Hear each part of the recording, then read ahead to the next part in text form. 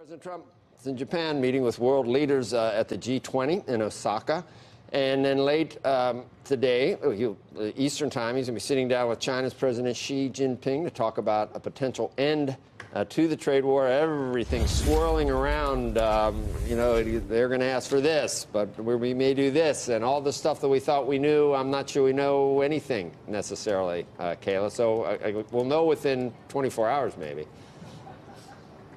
Well, no one can predict what will happen behind closed doors, and even close White House officials to the situation, Joe, will acknowledge that. But a lot of the hot topics that are going to come up in that one-on-one meeting tomorrow have already been raised in larger forums here at the G20 today. Take, for instance, Huawei. That was raised by President Trump in a bilateral with India's prime minister today.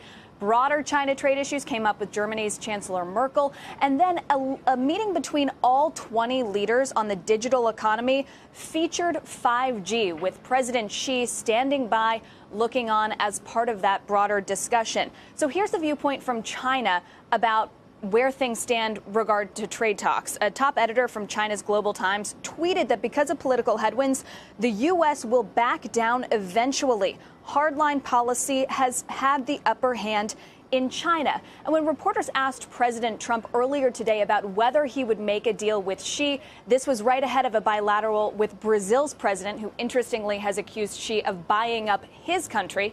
Here is what President Trump said. Well, we're going to have a meeting with President Xi of China tomorrow, as you probably have heard. It seems to be a rumor about that, and we are indeed, and we look forward to it. I think it'll be productive, and who knows, but I think it'll be productive. At a minimum, it will be productive. We'll see what happens and what comes out of it.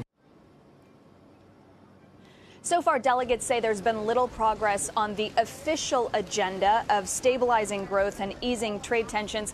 But it does appear, guys, that President Trump's travel calendar could be filling up. He accepted an invitation from Bolsonaro to go to Brazil, and the White House hasn't said yet whether he has accepted another invitation from Russia's President Putin. Back to you. All right, Kayla. Thanks. If you hear anything that's for sure before any of this comes, you'll come back on, right? I mean, we've got time for you.